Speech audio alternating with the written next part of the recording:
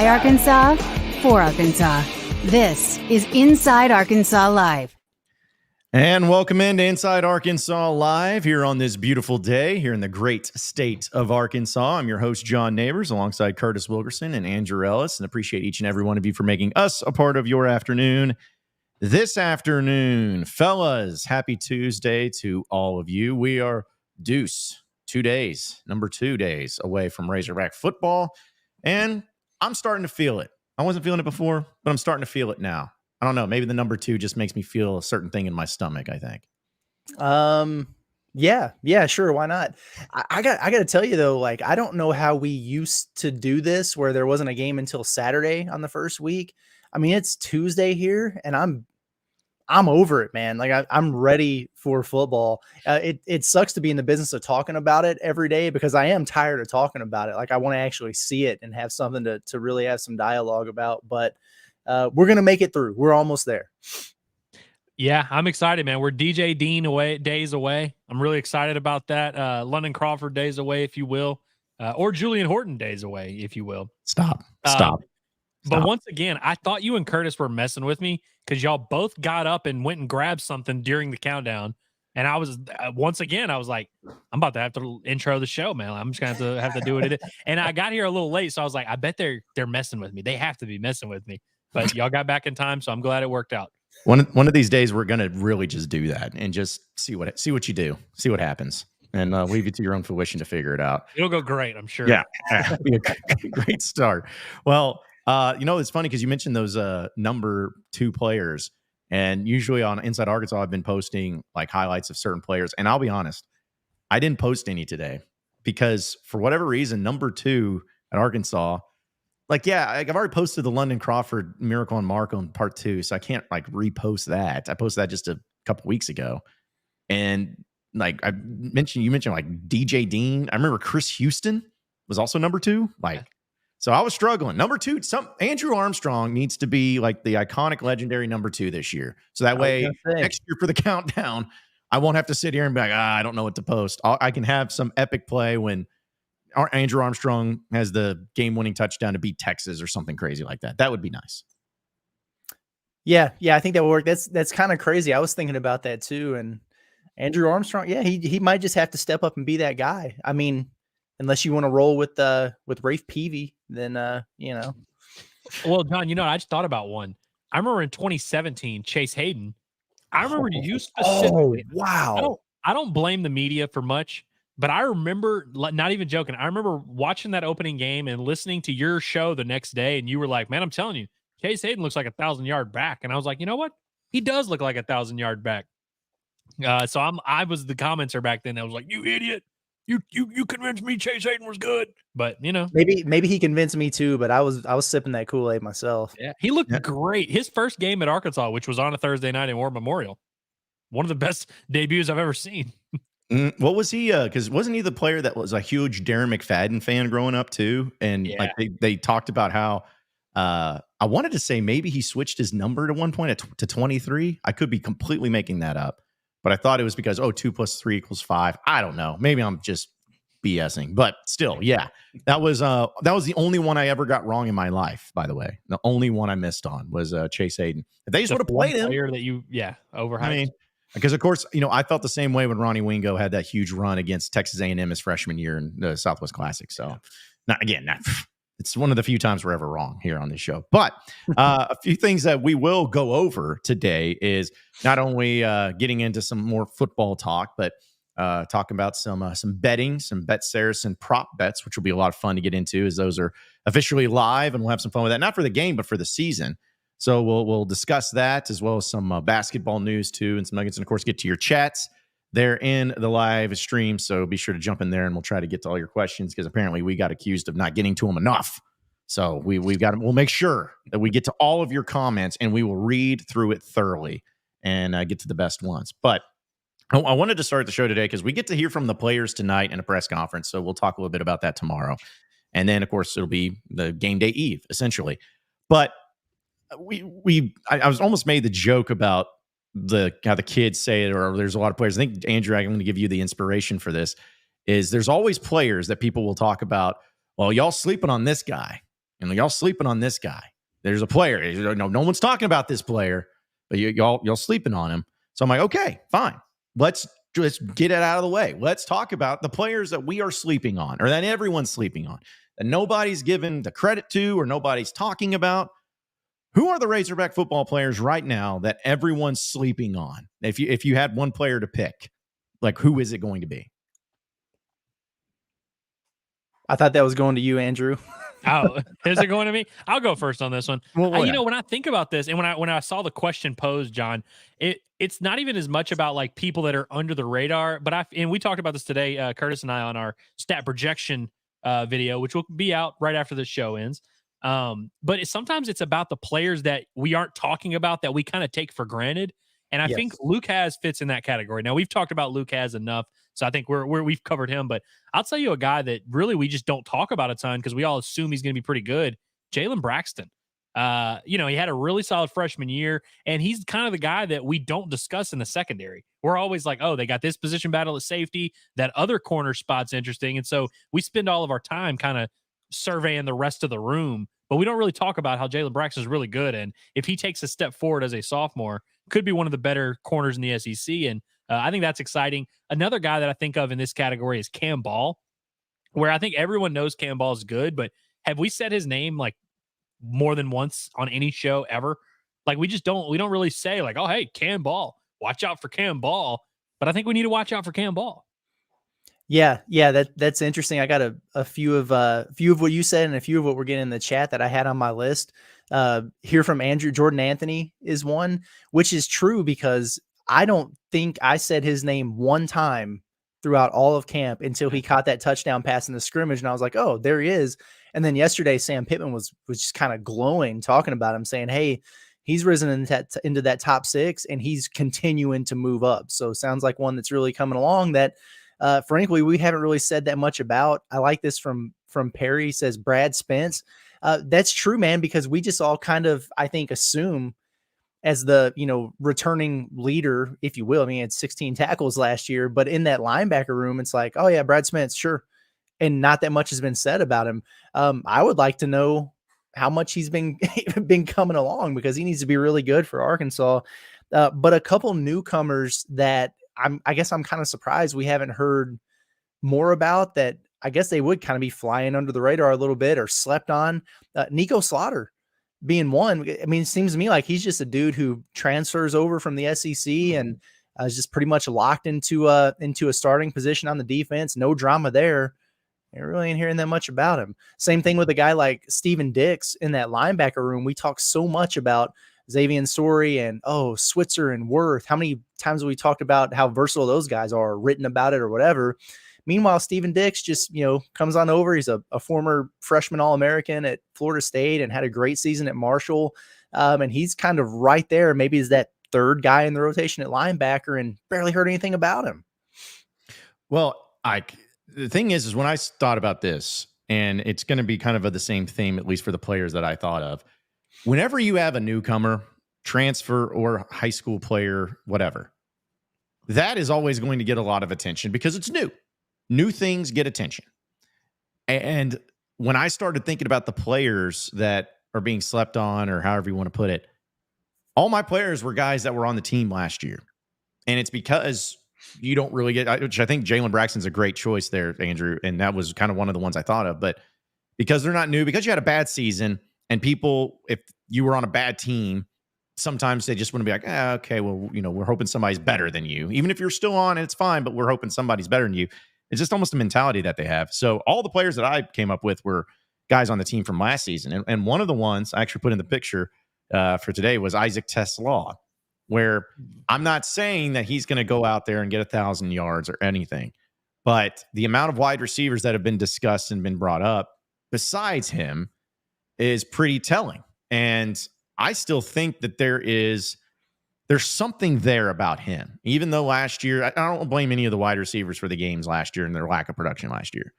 But I still believe that there's something about Tesla that so many schools saw when he was coming out of that small college, like Ole Miss, like Texas A&M, everything, to where they were really looking at him to help their team.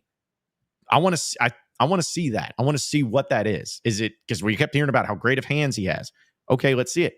One of the things I remember was talking about his route running. I'm like, okay, well, you got one of the route running gurus or whatever with Bobby Petrino, but you're not cracking the fall camp. You're not cracking the practices or anything like that. So can he find his way on there? That's yet to be determined. But the other player, I know he's banged up, as we found out yesterday. Rashad Dubinion. The dude was good last year. I mean, it's good as comparatively speaking, but he was a solid running back in the SEC last year. And he's one of pretty much the only running backs to be on the team this year because they lost Augustov, they lost Rocket Sanders, they lost AJ Green. He stuck with it. Big Jaquindon Jackson fan. I am. I know y'all are too. So we know about that. But we've heard about Rodney Hill. We've heard about these other running backs.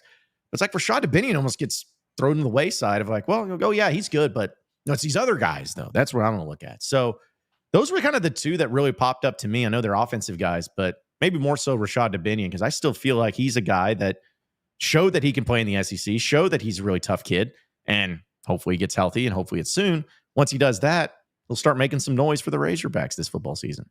Yeah, and those running backs, it's challenging for those guys because they're really only as good as their offensive line is. And I know offensive line, it's kind of tough to put into this category because there's not really anything statistics wise that you can go off. But what about Josh Moran? Yeah, a guy who, I mean, he started every game last year on that offensive line, and I mean, if we're going to talk about stats or whatever, I mean, he graded out really well from a PFF standpoint, and he's kind of the familiar face there on that offensive line, especially with Patrick Kudus out. So I might throw him in the mix too, our boy Braun. Yeah. While John was giving that soliloquy, I thought about Braun, and I was kind of like, you know what? Braun kind of fits that category as a returning guy that we just don't talk about. I mean, he was the one bright spot of the offensive line last year. I think you can honestly make a case for all of the offensive linemen outside of Carmona, because I feel like we talk about him a good bit, but like Blackstock and Nichols, I feel like are not question marks, but like guys that you would think we would be talking about a lot because they're newcomers. We don't really know what to expect. I feel like the fact that we haven't heard Blackstock's name is actually kind of a good sign in a weird way. Like you don't want to be talking about the O-line because usually if you are talking about them, it's a little bit rough. You know, it's like, oh, there's a switch that needs to be made or something like that. But you know, maybe Blackstock, the fact that we're not hearing about him is a good thing. Andrew, oh man, I just had a flashback to the season. I was thinking about Josh Braun, and do you remember I know exactly where you're going with this Kent State football game where he just got flattened, and then this Kent State player jumped on top of him and just like banging his head off of the turf over and over and over? And I remember us sitting in the press box at that point going, "Oh, this dude ain't it. He is not it." We thought he was too nice. You remember we heard from him in the press conferences. We were like, this Josh Braun guy, he's too nice. Like, I don't know if he can really cut it in the SEC at O-line. Turned out to be the highest graded one. So good for them. Yeah, by the way, I see Hunter O'Neill just threw Nico Davier's name. Nico is one that I thought of as well. I want to be hesitant because there's a path to Junkaj just stepping in and being the guy. But I feel like the fact that you have a guy in Junkaj who was an FCS All-American, had 15 sacks and all that, and he didn't just come right in and take that job. Now, I know he's been banged up a little bit, but the fact that Nico seems to be taking that step forward, which he's done every year he's been on campus, same as Cam Ball, like, I think Nico's certainly a candidate here. I think you could have thrown in almost any defensive lineman not named Anton Junkaj or Landon Jackson, because I feel like those are the two we discuss every day. Those are the only two that ever get mentioned in pretty much anything. But another guy, too, that I thought of, and I think he really only got mentioned when Bobby Petrino talked about him. And it felt like it was the same way last year. Ty Washington, man. Like, why does this guy where, like, I will take credit for one of my greatest tweets where it wasn't the most liked or retweeted, but it was like my most creative, is when he was just killing it in the Independence Bowl against Kansas. I'm like, Jefferson to Washington in the Liberty Bowl. God bless America. Like that was when it's like, this guy, oh, okay, bowl game, maybe can't play, or he's just playing because people were opting out or injured or whatever. But then he looked really good last year when he was healthy. And I know he's trying to find his way back, but I just feel like every time I've actually seen that guy on the field, he's made plays. So why wouldn't it be any different this year? Which Luke deserves a lot of the credit.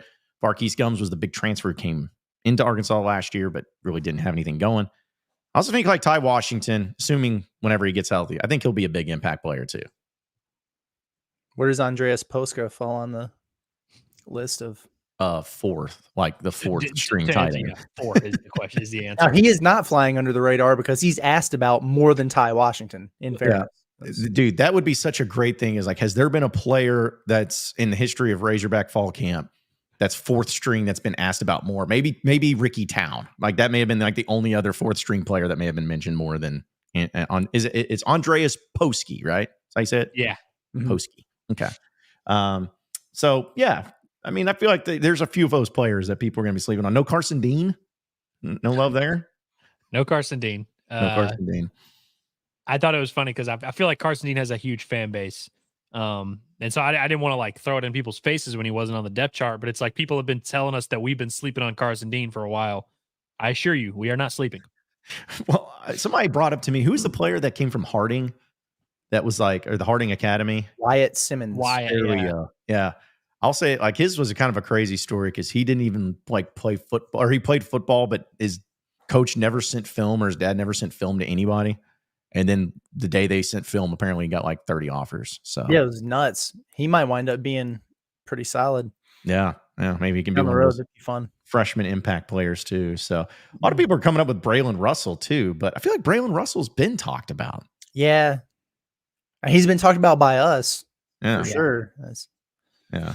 I would say he's definitely been in there, and Jordan Anthony, Ty Broden. I think there's a good one. Got some Teslas there too. Braylon Russell, I might say he hasn't been talked about too much, but he might have unreasonable expectations. Yeah. Going into the season, he's been, you know what I'm saying? So, like if of all the newcomers, and we can throw in transfers and freshmen in there too, like who's going to be the one that if they don't end up being good, it'll be like a disappointment to us personally because we just think, oh, okay, they're gonna be good. I get like Taylon Green could be the cop out answer, I guess, but you know, like because there's people that I think Braylon Russell is going to be this dude, but what if he just doesn't play? I get that, which could happen.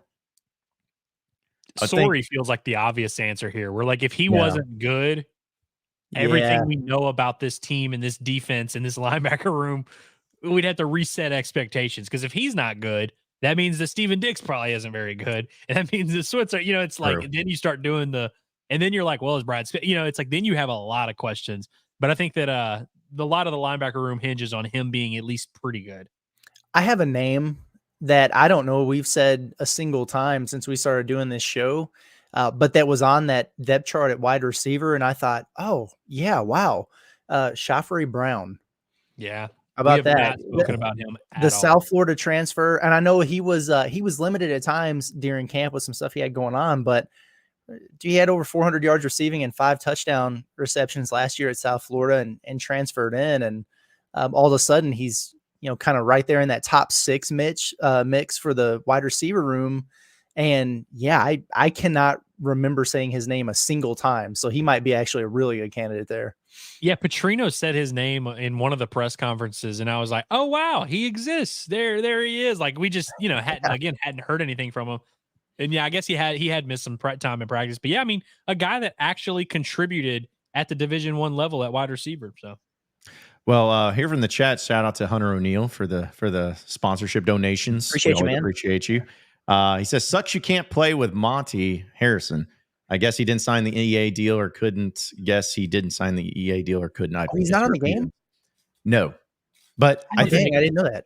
I think it's because it's like, because didn't he sign after spring ball or with Arkansas? So I think that's like probably when they had the rosters, at least the players created, and then if they transferred somewhere, that would be my guess. I don't know. Yeah. Maybe if they do, don't they sometimes they'll update the online rosters or whatever every so often? Hopefully he'll be on there. Yeah. You just got to you can play with Monty Harrison. You just got to buy MLB The Show 2022. Yeah. See if he'll transfer over into the EA Sports game and just have a little cross platform. Hayden, our guy Hayden Ulmer says, not on topic, but remember Vin Askeles. Yes, I remember Vin Askeles. Don't we all? Yeah, the greatest poet that ever existed in Razorback football history.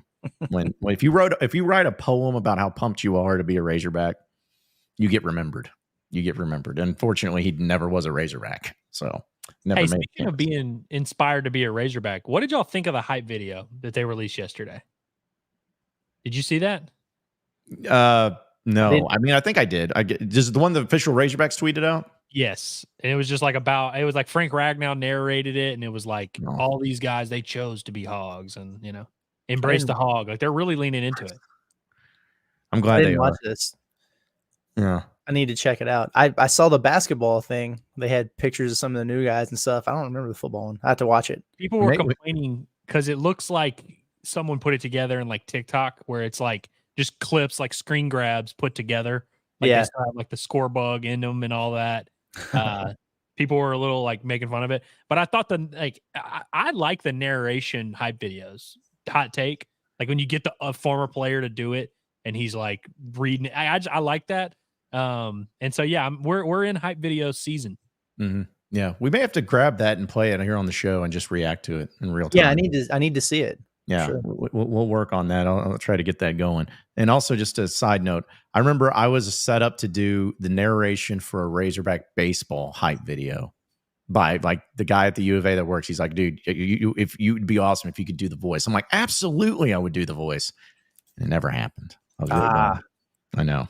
It's like, because I would have really gone over the top and like extra dramatic to make it sound ridiculous. But okay, where do we stand on? I think I know where we stand on embrace the hog, especially after yesterday when Sam Pittman was talking about closing down practices or whatever. And he was like, media is part of the family. Media is part of the hog. So does that mean we're being embraced by Sam Pittman? Are we the hog? It's something to consider. Does that change the way you feel about it? I don't know about y'all, but like I feel the hog, right? Or I don't know, man. I don't know. Right? What do you mean? I really do. I genuinely like Embrace the Hog. It's a banger because like sometimes, okay, we live in the state of Arkansas and we live around the team and we're locked into this thing. Sometimes I lose context of like what's out there in the real world and like what matters and what makes waves, like what people know about. Like Monte Harrison, for example, we all kind of found out, oh yeah, we've been talking about this guy for a few weeks, but then LeBron starts talking about him. When I started getting a bunch of texts from my buddies that were like, embrace the hog. I like that. Like everybody was finding out about that. That's how you've got a good catchphrase. It's not as good as borderline erotic, but I'm here to embrace the hog. I do want to pull this up real quick because it's funny. He said he also called y'all out talking about media for leaking player info. You would be surprised at the things that are seen or not seen out there on that practice field that are not reported compared to what is. I mean, trust me on that one. There were no super trade secrets that were really leaked out of the 15 minutes of practice we were able to see, on Mondays and Tuesdays. I guarantee you that. I know I seem like a rule breaker a little bit, but I got to be honest with you. I was pretty firm on the injury stuff because once it was 2022, I guess, when KJ missed a week and they like really that week were like, we're shutting it down. Nobody say anything about injuries. And they kind of started implementing these rules.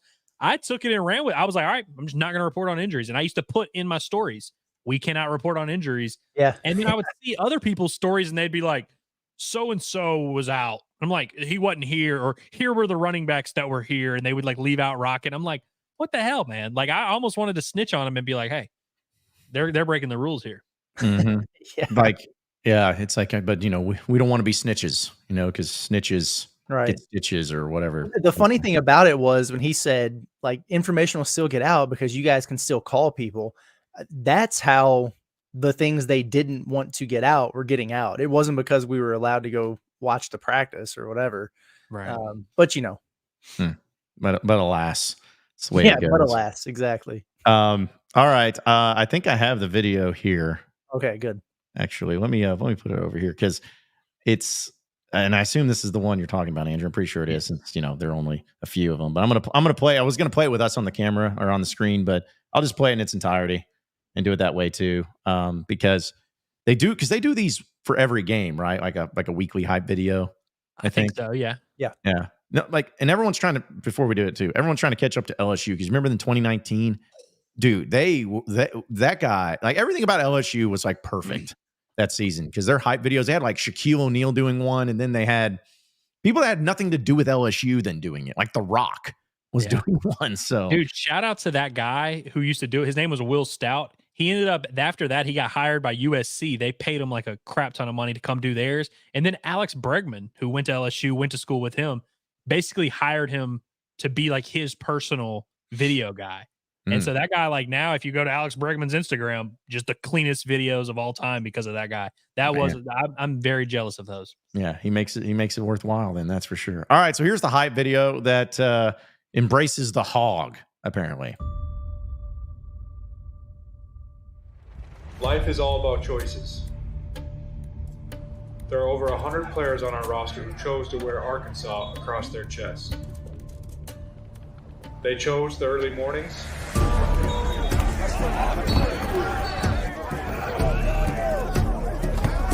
chose the extra rep,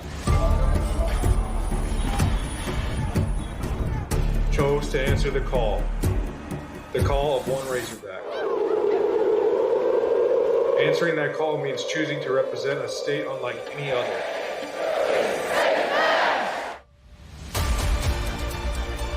Embracing the hog on the side of the helmet. Picked up, on, throws an interception. Trey Greenlaw picks it off. Do you think the impossible Still on his feet, is possible? Nobody's home to watch that house. Touchdown, Hogs. looking, step, throw to the end zone. Touchdown! Choosing to be all or one. Unbelievable.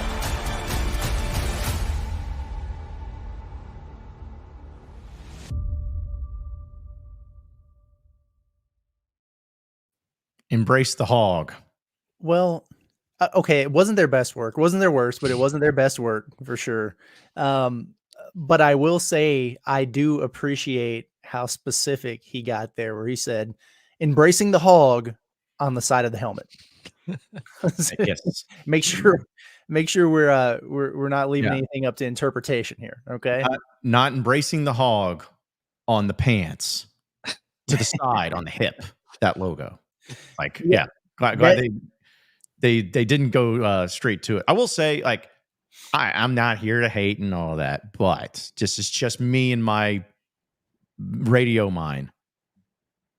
The audio quality from Frank Ragnow was atrocious. Like, dude, come on now. Like, it just sounded like he was talking into his phone inside of an echoey room. That was the thing I noticed, was just the audio, but it didn't get me going. No. Do you think they really like just said, hey, do a voice notes real quick and send it over? Like, I mean, I think there's a real chance that's what happened. 1,000%. 1,000%. That's what I mean.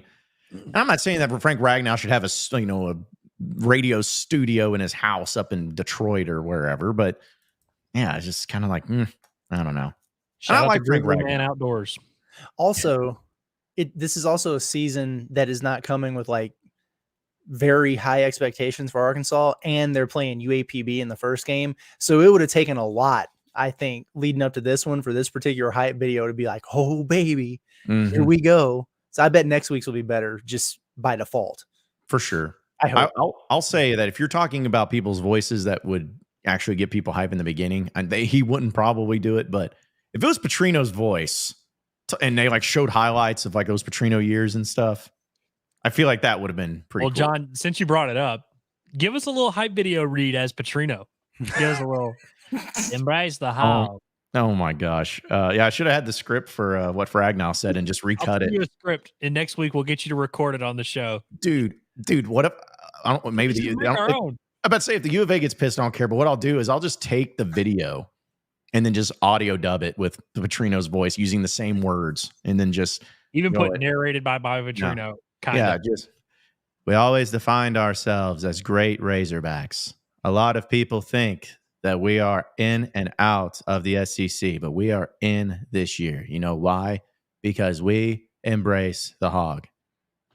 Yeah, we got to get a hype video together. I'll pull some clips. I'll screen record some clips from various accounts, and we'll put it together. Good. Oh, brother. U of A doesn't have to charge us anything. We'll make it. We'll do it everything. So, man, I again, hype videos are hype videos, whatever. But I just want to know what the hype video is going to be before the team runs out, because that's always a big deal too, of like what video that is.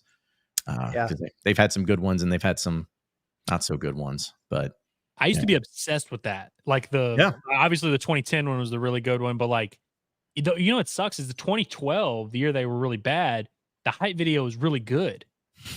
Yeah. And I remember like the intro video, but yeah, they need to release those more too. Cause like a lot of times nowadays you can't find them unless you're like in the stadium. They need to release those for the fans to see.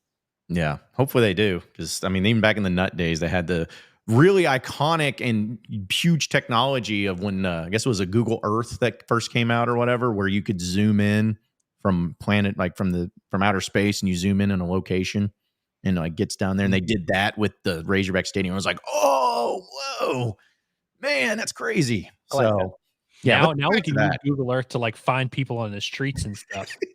Yeah, it's like nowadays they could probably find Al Capone and actually figure out where he's at, or Jimmy Hoffa, something like that. But dude, the comment section is really embracing the hog. Like a lot of embrace the hog comments. Yeah, because I love this from Eureka Strings. It's like, do y'all embrace your hog every day?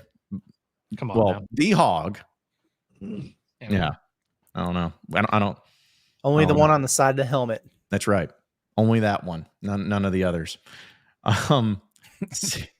See, Jeff says, I remember BP, cut of BP talking about ringing the bell.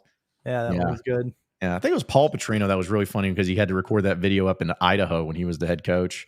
And that was even worse. Like, you talk about someone who has less energy than Bobby Petrino, it's Paul, his brother. So, James says, when is Arkansas coming out with BMFP merch? We have BMFP merch. Yesterday. Yeah, we came out with it yesterday. So we tweeted out the link to it. So if you want to check it out, do so. I should have actually meant to tweet out the link again today. But yeah, go check it out. It's actually the official, I think I can say it. It's the official Razorback red. It's not this other crappy red stuff. It's the actual, for sure, red. So anyways. Yeah, people are just, now it's just turned into jokes in the chat about everything. Hunter says, so we're going 10-2 with that trash video. Sounds about right. Okay. Sign me up. Yeah. Yeah, make as many bad highlight videos as y'all want if y'all are going to go 10-2. Yeah. Yeah. Because then nobody cares about that ever. Like, nobody cares about what your hype video is. In fact, it'll be the greatest hype video if you ever start and going 10-2. Like, everyone will be happy about that. All right, let's go ahead and move on here in Inside Arkansas Live. And of course, we're brought to you by Alumni Hall and our friends over at Alumni Hall. You need all the Razorback apparel that you can possibly get your hands on. Well, a lot of places they don't have all the stuff. They say they do, but they don't. But that's why Alumni Hall is the best. And it's not just coming from me. It's coming from everybody that goes into that store. They see it. They realize it. They're like, this is incredible. And they can't get enough of it because they have everything for men, for women, for kids. The nicest of apparel, the polo shirts, the jerseys, the T-shirts, everything. Literally everything there at Alumni Hall. You can check out their store conveniently located on College Avenue at 3417 North College Avenue. You can also shop them online at alumnihall.com and have it delivered straight to your door, because this Razorback football season is going to be an interesting one. So might as well wear an interesting outfit too when it comes to your Razorback apparel. So check them out today. It's Alumni Hall at alumnihall.com, 3417 North College Avenue in Fayetteville. It's your ultimate Razorback shopping destination. Okay, so we'll have a few things to talk about here today, but and we'll get into later in the Razorback, or your Arkansas update. But doing a little bit of props betting, which my sports betting didn't go well over the weekend, as we've established yesterday. Andrews and Curtis's did. So whatever happens in this segment, what they say, do that, because I'm not going to get it right. But Bet Saracen came out with their prop bets, the double R prop bets, from Randy Rainwater at 103.7 The Buzz. So you get a chance to see some of the season totals, and for players, defensive players, all that good stuff. And we want to go through it all in our double R prop plays. So, fellas, a few of them that we'll jump into. This is at plus 105. Talon Green, total yards passing. I guess this is for the game itself. Sorry. This is for I'm reading the games. Let's do the season ones, because that's going to be the one that matters the most. We'll do the games on Thursday. Are these different? Hold on. We did season ones at one point, but are these like different? Like, these are the prop bets, the season prop bets. Like, for instance, the first one is Arkansas under 1,899.5 rushing yards allowed and under 24.5 rushing touchdowns allowed.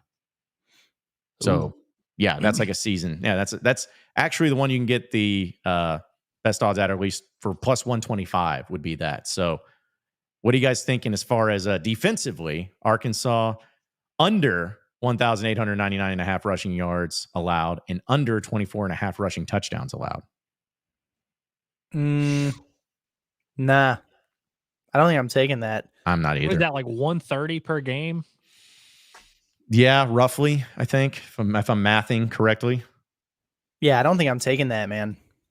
I'm not either.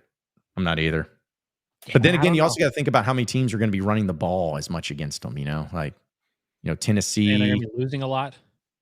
Yeah, that too. So, yeah, I don't think I'm going to go with that, man. I think I'm going to go over. So I'm not taking that one. They might be a little sus up the middle. Yeah. We'll see. Mm-hmm. I'm trying to think of like how many teams on the schedule are really going to be like running the ball a lot. But yeah, I think if there's a concern with the defense, it's going to be in the run in that front seven. But yeah, that's 24.5 touchdowns. Though seems like a fair amount though. That's 2 a game.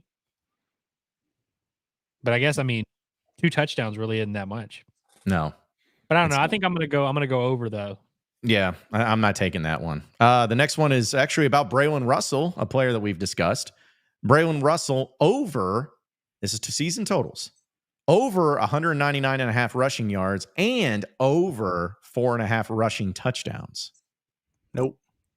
Okay, we definitely did this though. We definitely did like all these season props a couple weeks ago. Because I remember us talking about the Braylon Russell touchdown thing where we were like, oh man, like I don't know if we can if we can do the touchdowns because is he really going to be in there at time? Okay. Yeah. You know what I'm talking about? We definitely talked. Well, I wasn't a part of that one. So maybe that was being Curtis. Okay. It was. Yeah. That'll be fine. All right. So in that case, let's just do the game totals or the game double R props. So going with the ones yet. Yeah, going up against the ones of the UAPB game. Taylor Green total yards passing for this one over 199.5 and total rushing yards over 49.5. Over. I think he gets the passing. I don't think he gets the rushing though. 40? 49.5. He'll get that on one run. Yeah, but I was thinking like he probably won't have to like tuck and run a ton. You know what I mean? Like, I hope they're not running him like design runs a ton. And so I'm thinking he might throw for like 220 in the first half and then sit on a bag of ice. Yeah. But he could first play of the game, 75-yard touchdown, house it, like realistically. Yeah. I don't know. I just don't. Yeah, just because of rushing yards, I don't want him rushing too much. But like you said, he could get on one play, but I don't know. And hopefully it's not something where he gets sacked a lot in this game, so it ends up hurting his total rushing yards. At least that shouldn't be the case. All right, so you have that. How about this for Luke Has, who, as far as we know, he's going to be available to play. But Luke Has total receptions over 3.5 and total touchdowns receiving over 0.5. So at least one receiving touchdown and at least 4 receptions. Yes. Taking that. I like that too. Yeah, I would too. I think he's going to be a big target in this one. They ain't going to have anything for him. Yeah. Mm-hmm. Luke Has going to score the first touchdown. Oh, I like that. First possession or like it'll be later. Okay. The first time they touch the ball. Yeah. Shout out to Luke Has because I'm pretty sure he caught the first pass of the season last year, and then he finished the game with like 2 receptions. Whereas like first play, it was like, oh, they're gonna go to Has 9 times, right? And then they ended up kind of scale. I think he got banged up in that game too, but yeah, I think it'll be his first game back from injury. He's gonna be fired up. He might have 3 receptions on the opening drive. All right, so because I'd probably go with the over on that one too. So Braylon Russell total number of carries in this game over 7.5 and over 1.5 touchdowns. Oh, 2 no. touchdowns? Jeez, no. I think I'm going to go under. I could see him going under on the attempts as well, just because who knows. But I don't know. They might let him play the whole second half. So part of it will depend on if Dubinion's healthy or not, I guess. But yeah, I think you're right about what you're saying. If it's 42-0 at halftime, he might get a bunch of touches. Yeah, that's why I was going to go over. I'm going to go over with it. If he gets 2 touchdowns, then he's officially the new Cody Walker. For sure. That's what Cody Walker did his freshman year. He had like 7 touchdowns in the first 3 games. Yeah, going inside the goal line. Yeah, he'll be that guy. So let's see. So we have that. We also have Jaquindon Jackson, total yards rushing over 80.5 and over 1.5 total touchdowns. How many touchdowns are they going to score in this game? I mean, realistically, like 8 or 9, maybe. I think he only gets 1 touchdown. Yeah, I'm probably gonna go with the over. I will say this though. Arkansas better, and I know this is kind of a high bar. Arkansas better have minimum 250 rushing yards. I'm just gonna say that. Like, you need to really run the ball easily, like as much as you want in this game. And that's one thing they didn't do against Western Carolina. So I'm hoping, and I say hoping, I mean, like, I'm thinking Arkansas, there's a chance they have like 300 yards where like Jaquindon Jackson has 110, Dubinion has 75, Talon has 50, like something like that. But the 2 touchdowns is tough because, like, I don't think he's going to be in there that much. Yeah. I'm definitely over on the yards, but I can't pick every one of these guys to have 2 touchdowns. They're not going to score 100. Yeah. I'm probably not. I don't know. That's just a tough one because you never know how these games are going to go and who's going to play. That's like the prop bets are usually so much fun when it's, going up against like an Oklahoma State. I'm sure that those props will be a little bit more feasible and trying to understand because you just never know who's going to be playing in there. But Arkansas as a team, total yards passing over 249.5 and total rushing yards over 124.5. I'm taking the over. I like this one a lot. Yeah. Plus 165. Yeah. For sure taking that. I mean, the rushing at 125. That's wild. That should be first quarter, man. Yeah. The only thing that would concern me with this is like if they have 235 passing yards and they're up 49-0 and they hit like 300 something rushing, but then they just don't throw the ball at all. But I still think they'll get it. At that point, maybe they just turn it over to Singleton and they let it eat a little bit. Singleton about to hand the ball off like ain't nobody's business in the second half. That would piss me off if that happens. Like, I mean, I really want him to get, some run. He needs that before they get into some more important games. But I don't care what the score is. Like, you can still play the game without making it look like you're going to run it up. You don't have to take deep shots every time. But I really hope it's not, oh, cool, Singleton making his debut and he hands it off 9 times and that's a wrap. Like let him throw a little bit. Yeah, I think Petrino will let him throw a little bit just to get some of those reps in real action. I don't know how much they'll show or whatever, but this one also is a fascinating one where it's a combo of the total offense and defense together. Arkansas team total offense over 450.5 yards, total defense under 225.5 yards. I mean, that's possible, but I just feel like we're going to be getting deep into the weeds of that defense by the end of the game. And, it could be a fourth quarter where UAPB gets 100, 150 yards just in that quarter. Yeah. Take the foot off the gas a little bit. Offensively, I think they're definitely getting that. And if they don't, it's an issue. But yeah, I think defensively, that's not that many yards. Yeah. I think they're going to give up more than that defensively, frankly. Yeah, I think so too. I'll probably go with that too. Okay, so now we got a couple of certain players like Isaiah Satania, total receptions over 2.5 and total receiving yards over 44.5. Yeah. Oh yeah. 185. I'm taking that one. I'm taking that one too. I think he'll have more than 44.5 yards after catch. Yeah, I do too. He's gonna hurt some ankles in this one. Yeah, they're gonna run like a wide receiver screen pass, like bubble, where a wide receiver is gonna be blocking the cornerback downfield where he runs around him. And yeah, I feel like that's an easy one. Plus 185 too. That's pretty good. How about a little punting action? Devin Bale, number of punts over 5.5 and longest punt yardage over 59.5. That boy's not punting 6 times, bro. He's just not punting 6 times. If he punts 6 times, we got to have serious conversations about Bobby Petrino. Yes. Yeah. Yes. If you punt 6 times against UAPB, there is a big issue. It just can't. You got to flip that field, though, Curtis. You got to flip that field. Play the game. The only way and still 6 is so many. And the only way I would even kind of almost accept that is if like Arkansas just kept causing turnovers for UAPB when they got on like in their territory, and they just got so many possessions with the second team that maybe they punted. Like that would be the only thing that even would remotely be okay. But even then, it'd be a little bit of a stretch. So yeah, I'm not taking that one. Punted 6 times in that Malik Hornsby game back in the day.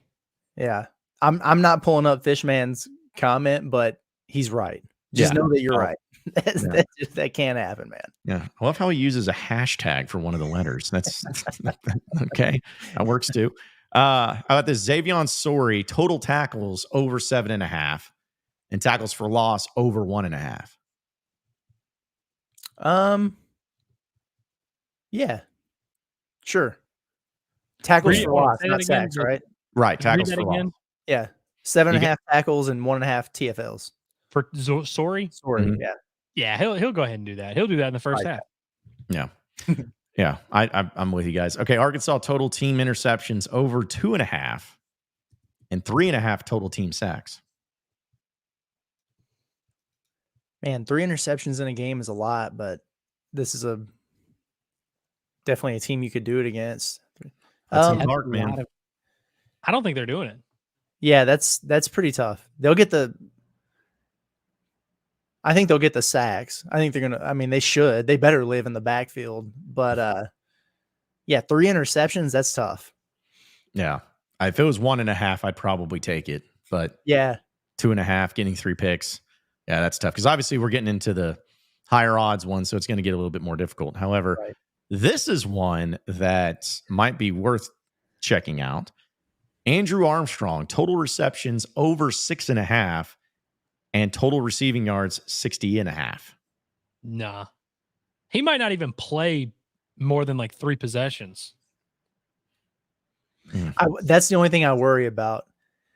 Because it's man, Pittman's so weird with the injury stuff, but like some things he won't talk about, some things he will. And then it was, hey, is anybody else, questionable or whatever for the game? He's like, well, yeah, Armstrong just came. Our best receiver, he might not play. We'll see.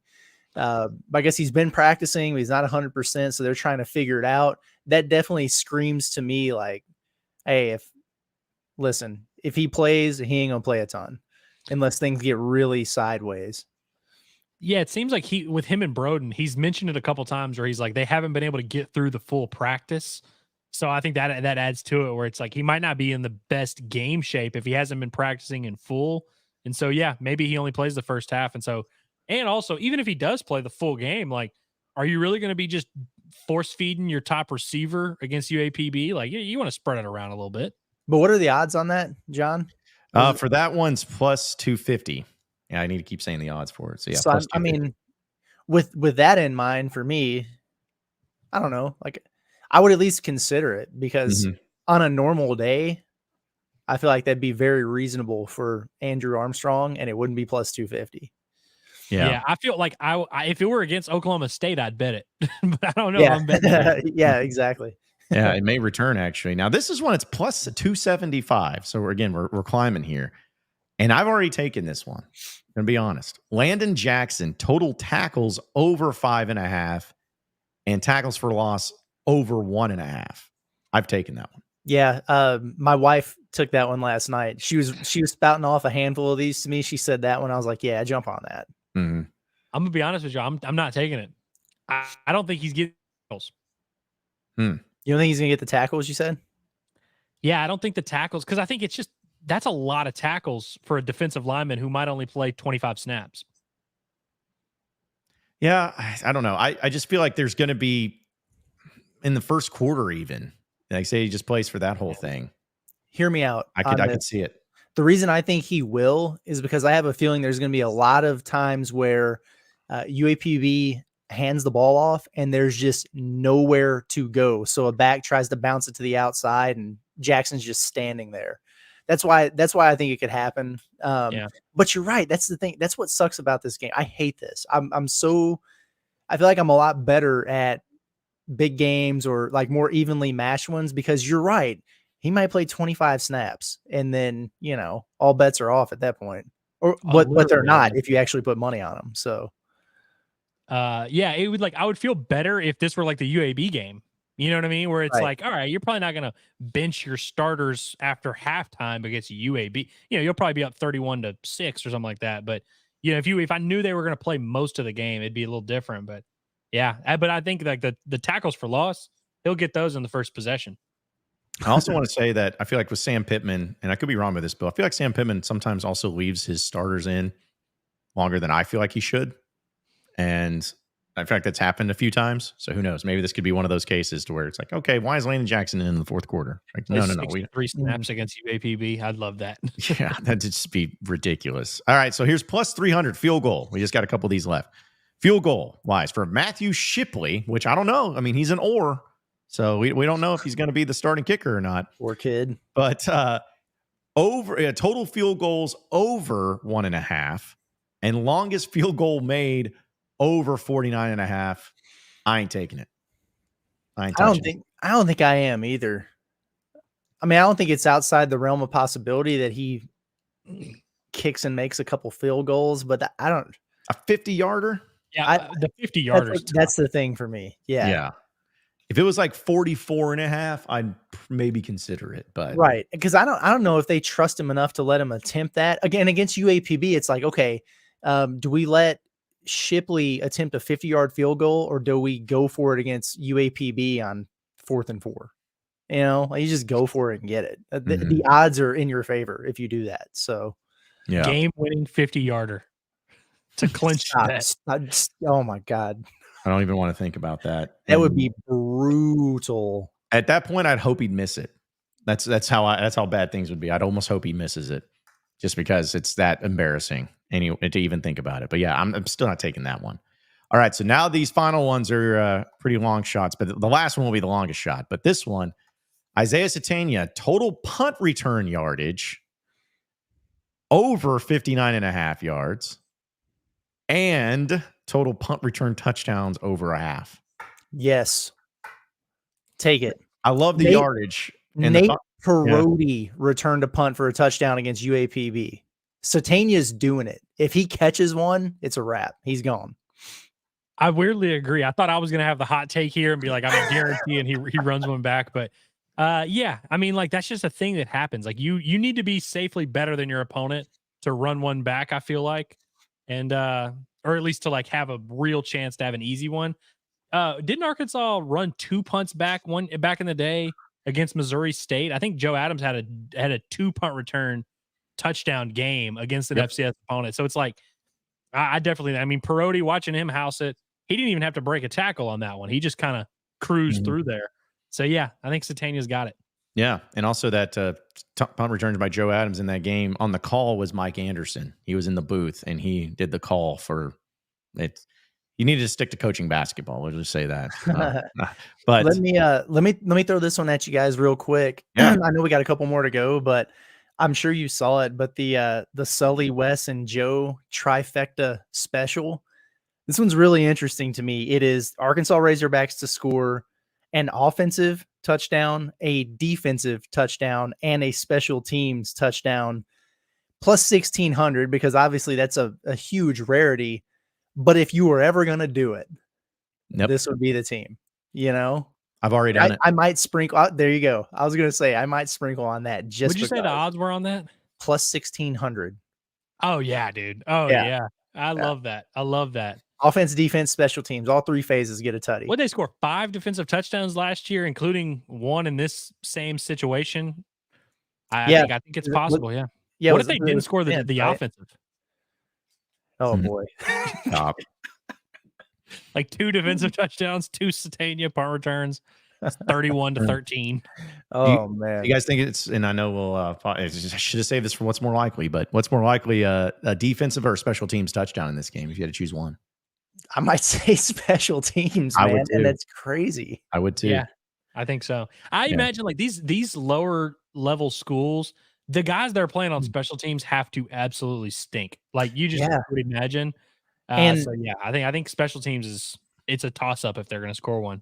I shouldn't speak on UAPB because I don't know. I do not know a single player on their team, but my assumption is their kicker's not very good. I don't think he's going to be booming a bunch of touchbacks. So there might be kickoff return opportunities where you have a huge talent disparity, and you might get the wedge there and just break one. I would not be surprised at all if Arkansas got a special teams tutty. Yeah. I love that, and I can't wait for it to happen. Or what I can't wait for is that they've already scored an offensive and defensive touchdown, just need a special teams, and Satania takes to the house, but then it gets called back because of a holding call. That's what's going to happen. That's what's going to happen. That's 100%. a guarantee. That's borderline a guarantee. Matter of fact, I think that's what's going to happen is he'll get one, get it called back, and then house it again. Then I'll be happy. But then I'm just not that lucky. I'm not at all. Okay, and then the final one. This is the big long shot at plus 3,000 for this one. Arkansas team offensive touchdowns over 7.5. Defensive touchdown over 0.5, and special teams touchdown over 0.5. So it's pretty much similar to what that trifecta is. The only difference is the amount of touchdowns scored offensively. 7.5. So you're talking about 56 points scored offensively alone, plus a defensive touchdown, plus an offensive touchdown. So what is that? Total 70 touchdowns. Yeah, 70 points. No. They're not doing that. Come on. Yeah, when I saw that, I was, away for just a second. The last time they scored 70 was the last time they beat a team by 50, right? Wasn't it the Nichols? They scored 70 on Nichols, didn't they? Yep, 70. What was the final in that game? I think it was like 73-17 or something like that. I could be wrong, but yeah, it was a lot to a little. I definitely know that. Oof, man, yeah. If that was plus like 10,000, that needs to be like plus 10,000. I feel like I'm not making the odds or anything, but man, that just seems like such a insane thing. And I say that, and you watch, they're probably going to do it. I've got a trivia question for y'all before we move on away from UAPB territory. The last time Arkansas played UAPB in 2021, they had 2 interceptions, neither of which were returned for a touchdown. But can y'all name the 2 players that picked off the passes? Neither of them are current Razorbacks.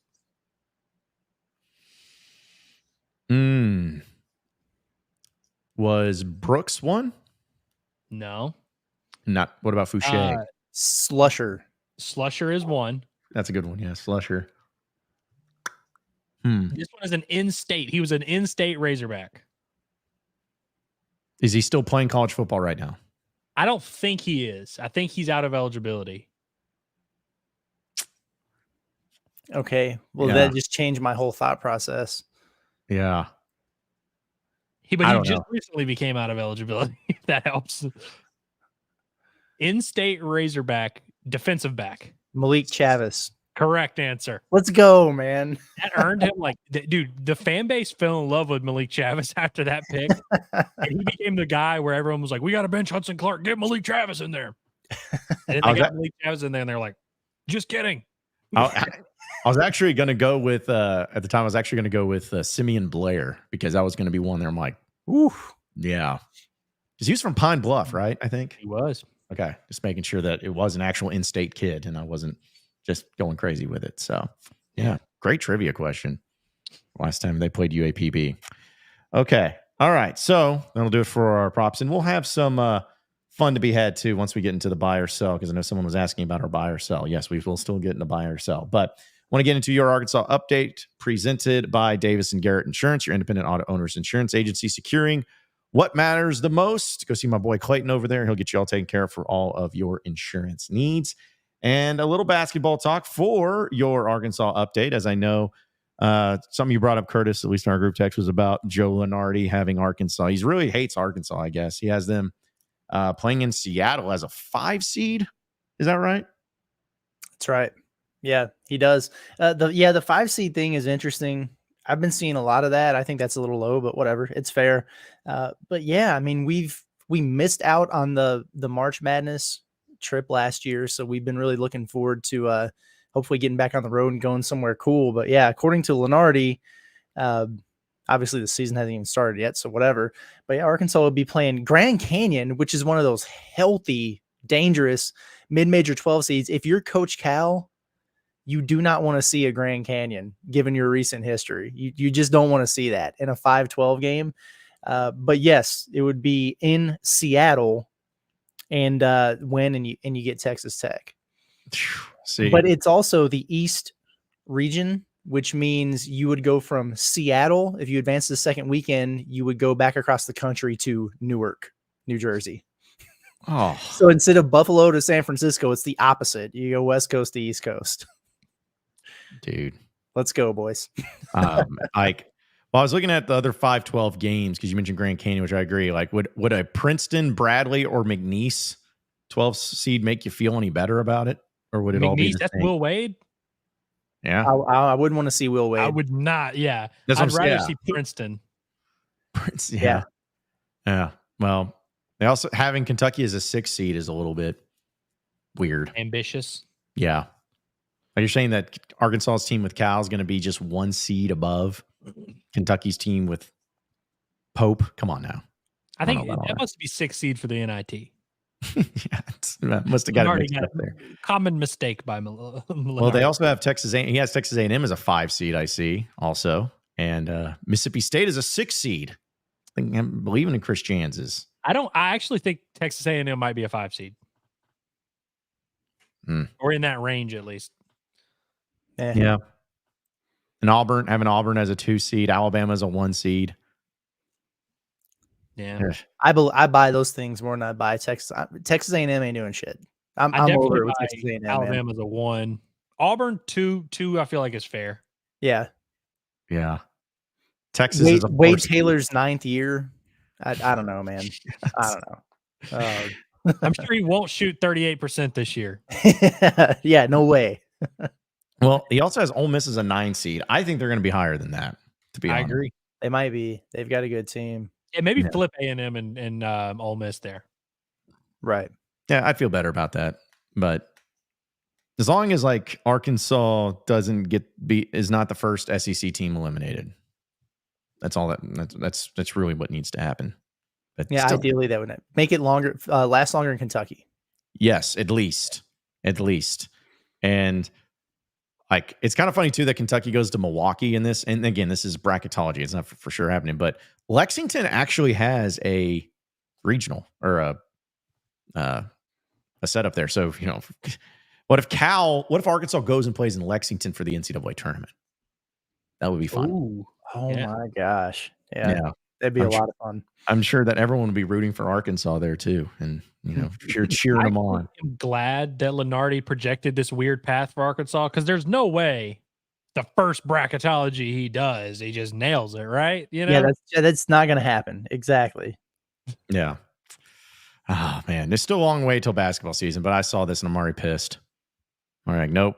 It's too low for Arkansas. We're gonna have some anxiety with these locations in terms of just like looking and scale. Like, oh, are we going to here? Are we going to Detroit? Are we going to like trying to figure all that out? Well, and also when I see the 5 seed, I know every year is different, but like that would be lower than 2 of Muss's teams. I'm pretty sure Muss had a 3 seed and a 4 seed, right? So you're talking about this team with Calipari as a coach, and we're not talking about how far they go. We're just talking about the regular season and what they accomplished. Being lower than 2 of those Muss teams seed wise, even though I think we all agree that talent wise overall, this team may be better than all of those teams. So I don't know. Just I'd be pretty shocked if that happened, being at a 5 seed overall. But we still got a long ways until basketball season gets going. Oh yeah. Yeah. I was going to see if there was any in the play-in games or anything like that, or whatever you want to call them, any other SEC teams there, but no. Nothing there. Boy, Villanova and Oregon being in those, and Maryland. It's a rough go for programs that used to be very proud and very good. Yeah, man. It's rough. All right, let's go ahead and jump into a little bit of buy or sell. A few of the good ones there, and some of them we've actually kind of responded to when it came to our prop bets for the Arkansas UAPB game, so we may save that one. But I got a fun one that I'm sure nobody will take in the wrong way. But for buy or sell, how about this? You buy or sell that. Actually, no, we'll move on to this one. The buy or sell that Arkansas will have more pre-snap penalties than post-snap penalties in this game. I buy that. I think I'm going to sell it simply because all the penalties a lot of the penalties we've been hearing about have been holding and holding on offense and pass interference on the defense and stuff like that.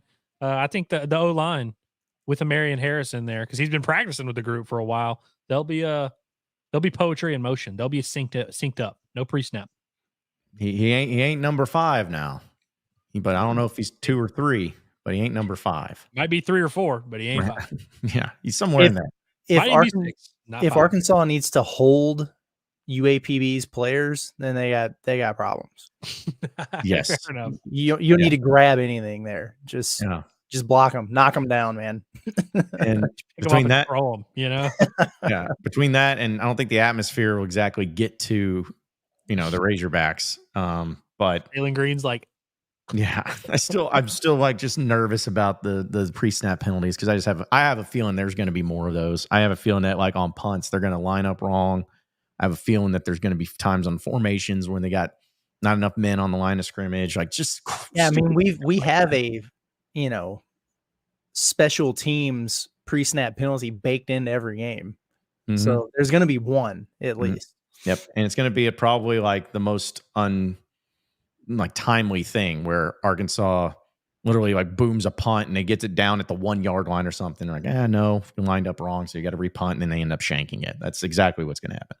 All right, buy or sell that Patrick Kudus will start against Oklahoma State. Sell. Selling that for sure. I'm selling that strongly. Who wants to buy that stock? Anybody in the chat want to buy that? All right. Well, let me since it was such an easy answer, let me throw a little tweak into it. Patrick Kudus will start as soon as SEC play starts against Auburn on the road. So week 4, I guess that would be. I'm selling that too. Interesting. Wow. Man. Okay. Will he even play to that point? No. All right. I think at that point it gets to a very interesting conversation where it's like if Amarian Harris has started the first 3 games, what are you like? How do you feel like you just bench him? Especially if he's played well. I think I'm inclined to kind of agree with Curtis on. I don't know if he's. I don't know. I think barring another injury on the offensive line, like I would probably be looking more at like after the first bye week for Kudus.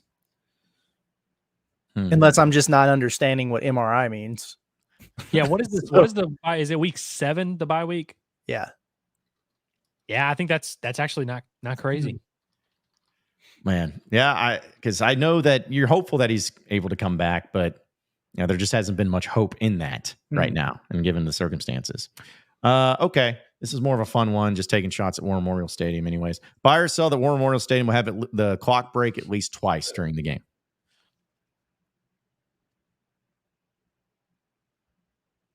So they'll be fine. Yeah, I was like they'll be dialed in week 1, okay.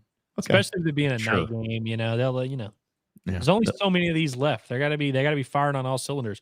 Which apparently we found out yesterday. There's some folks that really love that Little Rock game.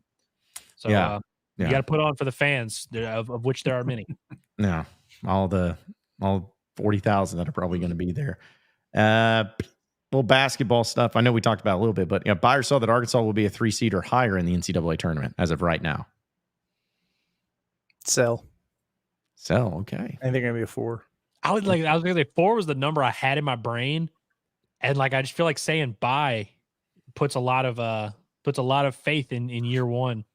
I think they'll have some ups and downs. So I think Joe Lunardi's projections pretty fair, honestly. Yeah, I'm going to say that they're going to be a 3 seed. So I'll go with the buying on that. And finally, now that it's official for the Baylor game, buy or sell that Arkansas will win 2 of their neutral site games between Michigan, Illinois, and Baylor. Buy. Heavy buy. Okay. Yeah. Which 2 then? They're beating Michigan for sure. I mean, like Michigan, without a doubt. Yeah. Yeah, I think they'll probably take the Illinois game if I had to guess. I actually like the Baylor matchup better. Team to team. Baylor is better than Illinois, but I like the matchup better. So I could be talking to either. But I feel like if I projected them to be like a 4 or 5 seed, then they kind of need to lose the next. You know what I mean? Like, but no, I think they'll probably. How surprised would you be if they just won all 3? I wouldn't be. I don't think I'd be very surprised at all if that happened. I mean, because it's not like, Michigan and Illinois Michigan's a fringe tournament team. Illinois is a fringe top 25 team. And Baylor's the really good one there. Like, so they should be favored against Michigan and Illinois going into those games. Baylor, we'll see. Yeah. I think they're going to win at least 2 of them, but I don't know. There's just like, I feel like it's going to be the game that I feel like they should win is the one they're going to lose. And then the games that they feel like I'm a little suspect about is the ones they're going to win. I don't know. I just give that vibe. But of those 3, though, you get 1, 2 for sure win. Which one are you taking? Is it Baylor? Like the one that if you could only choose one game to win that for Arkansas, would it be Baylor? Like not the one I think for sure they will, or the one I'd really want them to. Baylor, yeah. Baylor were cool. I'm gonna say Michigan just because I've been talking so much crazy stuff about Michigan dating back to like April. FAU cost me money in the tournament, and I'm gonna hate that coach for the rest of his life. Yeah, it's crazy the way you feel about Dusty May. Yeah. Well, and it's funny.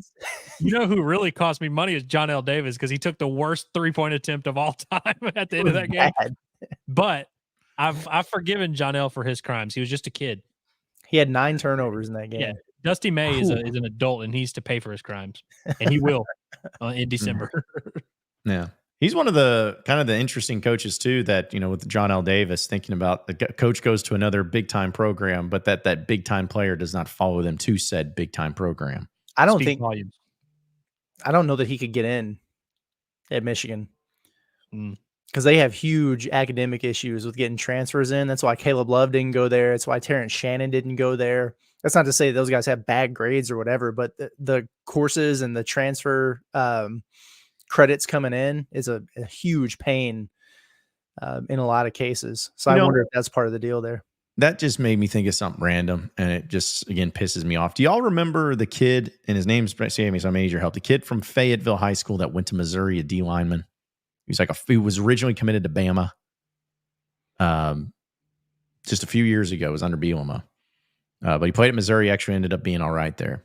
Anyways, I'll have to look it up. But the reason I brought it up is because the reason Arkansas didn't offer him under Bielema is because they said they just, the grades weren't great and everything. And Alabama, actually, Nick Saban came and visited him and even said, hey, if you're going to come, we're probably not going to be able to honor a scholarship, maybe give you a blue shirt or gray shirt or whatever they're called. And then he ended up going to Missouri and being fine and being eligible. And I just remember that made me so mad because I'm like, hold on a second. So if he can go to Missouri and play and not have any academic issues, then surely he can go to Arkansas. Or I just wonder how many times that actually happens where you always hear about if a player doesn't get offered, a player doesn't do this. It's like, you just don't feel good about the grades.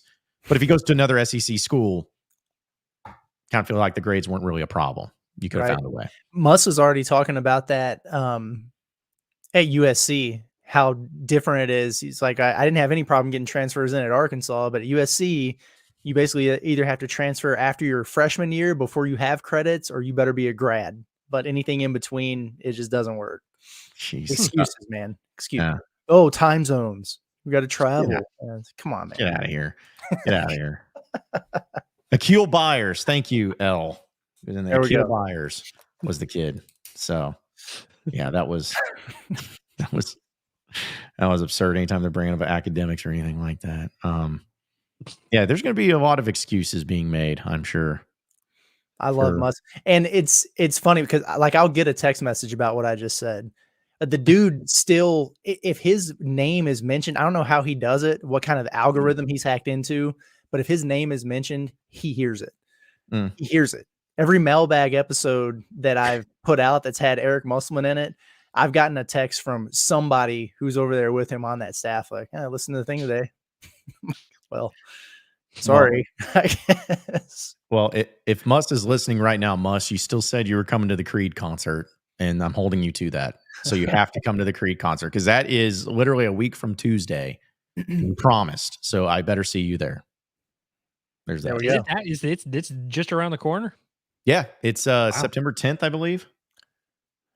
Is that a week from? It's a Tuesday night. I think that's a week from Tuesday. Couple weeks. Yeah, a week from 2 weeks from today. Yeah. Right. Oh yeah, I guess so. Yeah, I could just said that. Today is Tuesday. I just said 2 weeks from today instead of week from Tuesday. We've lost track of everything. We've been so locked in camp mode. We don't even know anything. No idea. Yeah. No but about it. All right, we'll have some random storylines too to get into, but we'll get to the chat because a lot of people always talk about we don't get to the chat enough, and and bringing up some stuff there too. So let's see. Got there's somebody that said, I'm trying to find I should have started, but they were asking about the attendance. Like, what would the attendance be in Fayetteville for this game if the game was in Fayetteville? And 60. I was Yeah. it'd be Or fire, but opener? it wouldn't be that crazy. It wouldn't be It would be announced at 66 or something, and there wouldn't be that many there. yeah. Probably. Also think like it's with this Thursday night. I can't remember what it was in 2017. But I wonder like student attendance. Like, do students just like blow off class on Friday and be like, we ain't going? Probably. So I was going to say that was what I was going to be excited about if it were on campus, because there was only one Thursday night game when I was at Tech, and it was really fun. It was like we spent that whole day. None of us went to class that day. You just spend the whole day gearing up, and then by the time the game rolls around, the atmosphere would have been kind of fun, especially with it being the opener. You know, students will get. I mean, we got excited to watch Week 0 football. You think students wouldn't get fired up to go watch UAPB on Thursday? They probably would.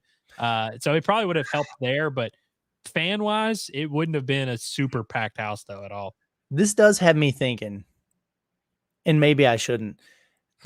How far removed are we from the way things ended last year because of the excitement of Bobby Petrino and just like the turning of the page to a new season? Like, what do we expect the crowd to look like for let's say Arkansas is 1-1. They handle UAPB, they lose at Oklahoma State, and they play UAB. What do we expect crowd wise? 3 p.m. kickoff? I think so.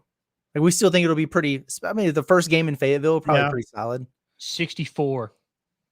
Yeah. Yeah. Okay. Yeah. I think it's fair because I was going to say it depends on also how they lose to Oklahoma State. If they get blitzkrieged and look like crap, then maybe not. But if it's like an overtime loss by a field goal or something, like that, people will be there to see Petrino for sure for that one. Oh yeah. So maybe maybe later in the year, if you get some like what's that Louisiana Tech game going to look like if they're foreign.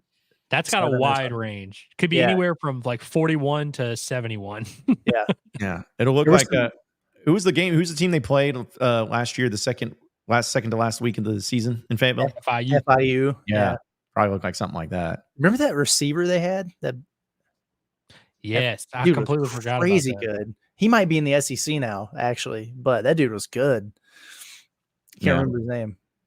I was hoping like he was one of those guys. I don't remember his name either, but I remember saying like, man, let's get him on the team next year.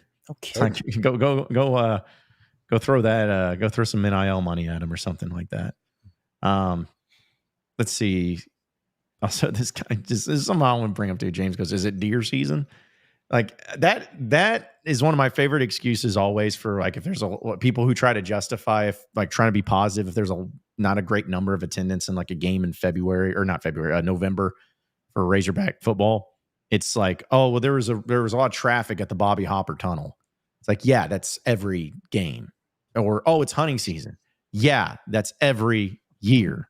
So anybody that ever brings up that crap always just like annoys me. I wonder. I tweeted the other day that Arkansas Baylor game falls on the bye week for football. I was like, so it'll be, easy travel for people. And the very first comment was like, it's also the first day of rifle season or whatever. And I was like, okay, don't go to Dallas. I don't know. Like, all right, yeah. But did you guys ever get out? Like, did you get out of school on the opening day of deer season or whatever?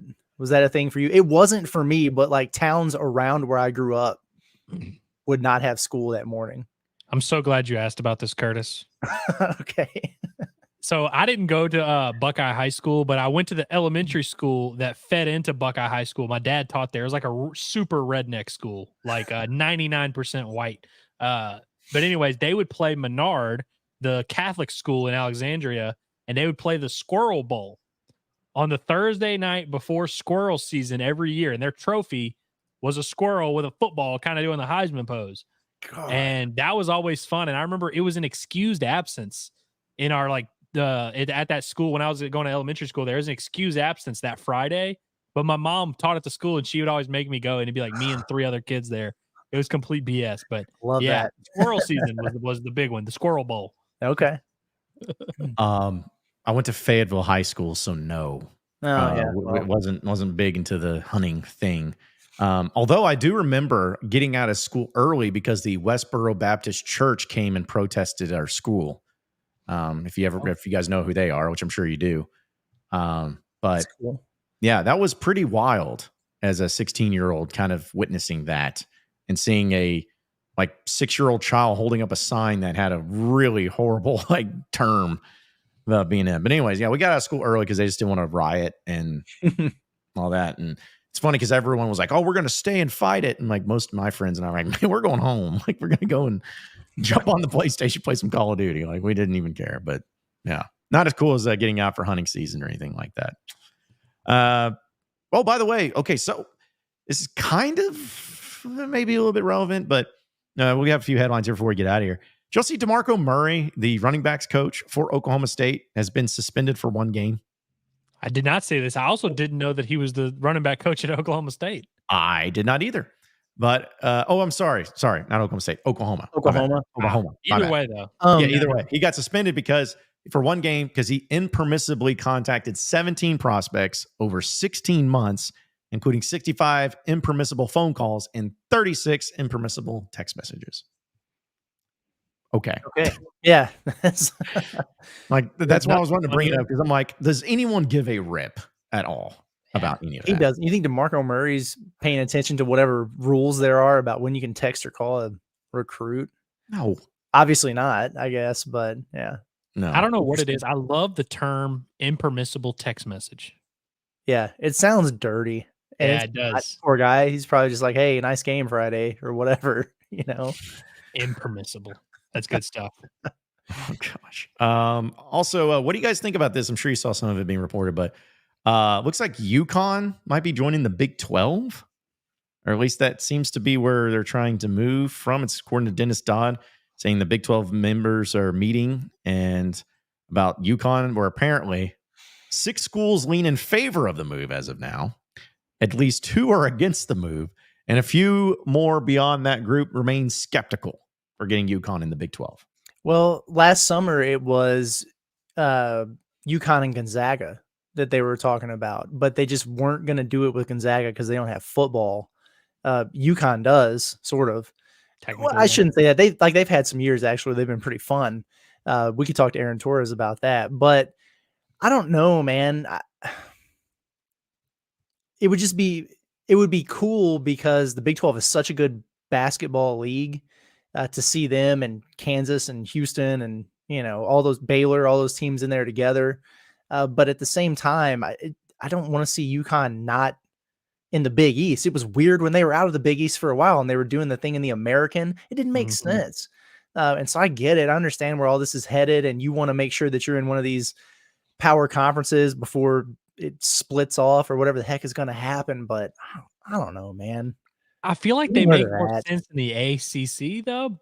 They do. I mean? Yeah, they do. The closest to them would be like West Virginia.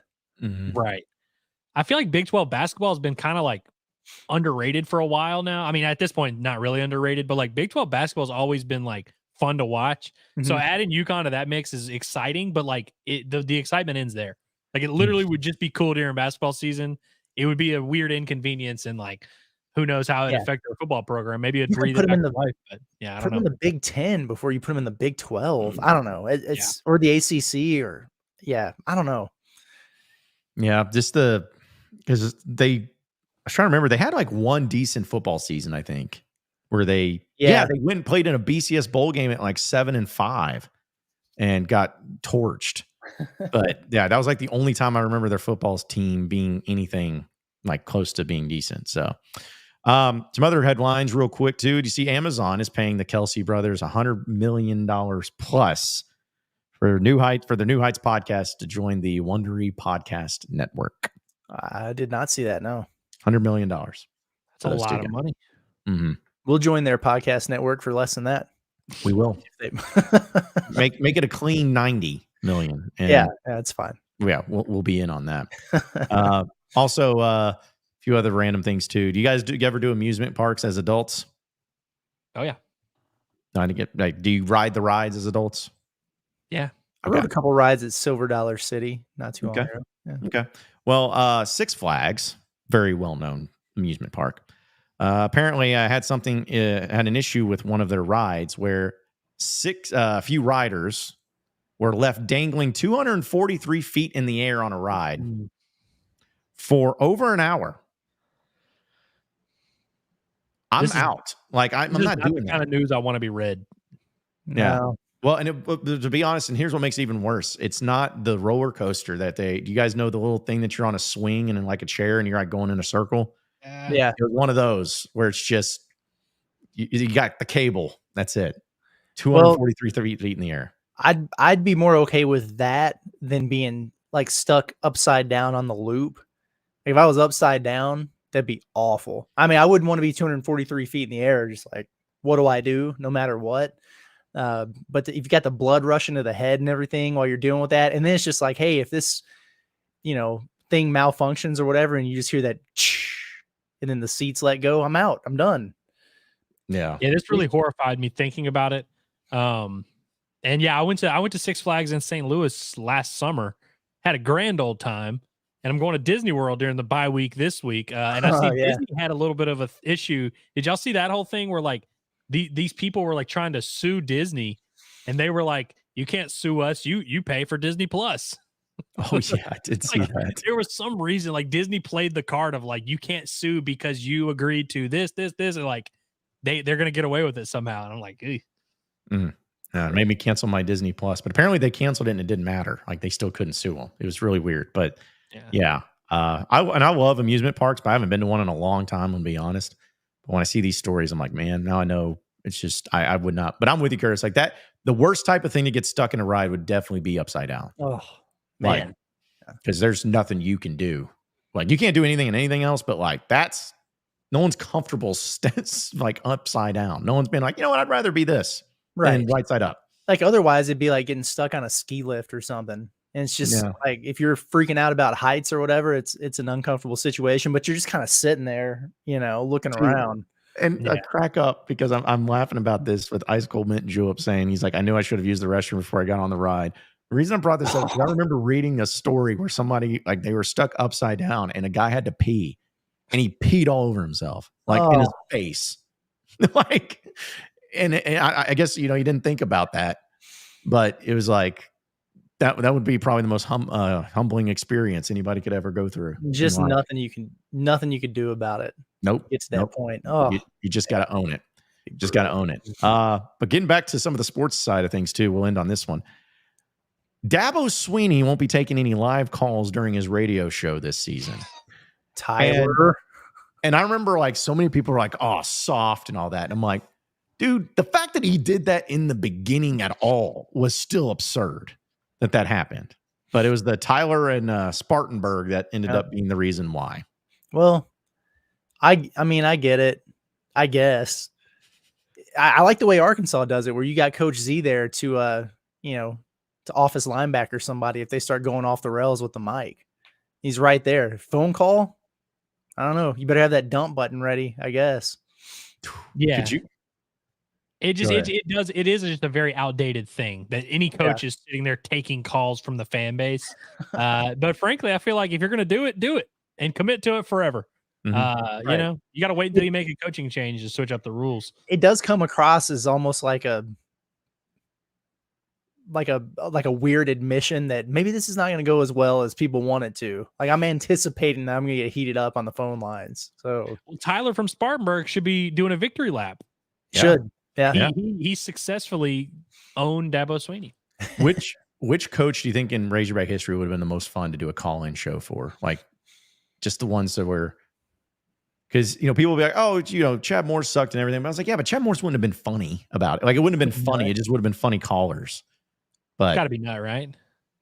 Nut or Bielema. I think Bielema would be kind of like he'd get like offended by the smallest things. And it was an evening. And he'd come back with a jab of his own. Like he'd be like, "Oh yeah, well your mom's fat," like just something like that. He'd come back.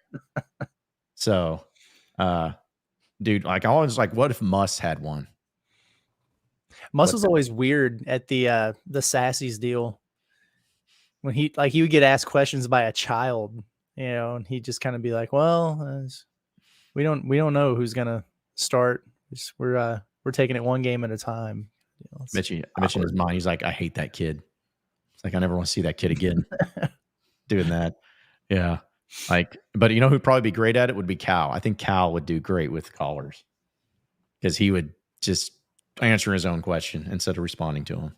Yeah, there'd only be time for maybe 2 or 3 phone calls maximum. Yeah. I don't know, maybe one day. Did he do that at Kentucky? I don't know. Maybe not. He had a show, but I don't know. Yeah. I don't know. I get again.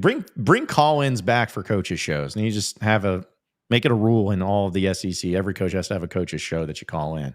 Unlike the SEC teleconference, which I'm sure you guys saw, that's going to be like 3 hours long every week. They said that it's going to be 3 hours long. Do not miss the days of having to listen to that. And transcribe it. No, thank you whatsoever. There's always one random dude who will be on there that has like some kind of national story he's working on, and he will ask the same question to every single coach. You know, like, NIL is a thing now. Do you have somebody doing the taxes for your players? Just ask all 16 SEC coaches that question. It drove me nuts, man. Shout out to Steve Moulton, WBZN.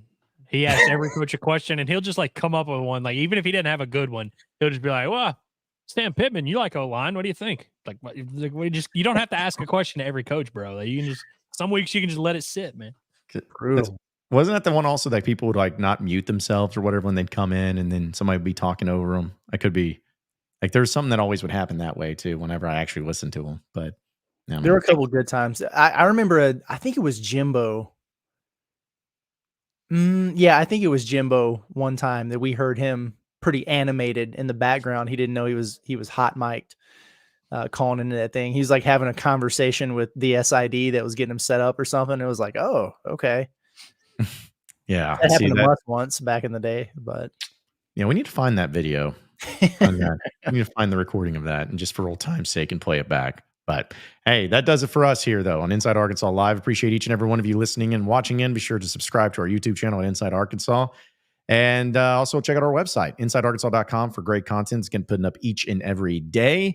And we're ready for the season. And tomorrow will be game day eve when we come back and we join you. So appreciate it all. For Curtis Wilkerson and Andrew Ellis, I'm John Neighbors. Same sports show, same sports channel tomorrow afternoon. Have a great rest of your day, everybody. We'll see you.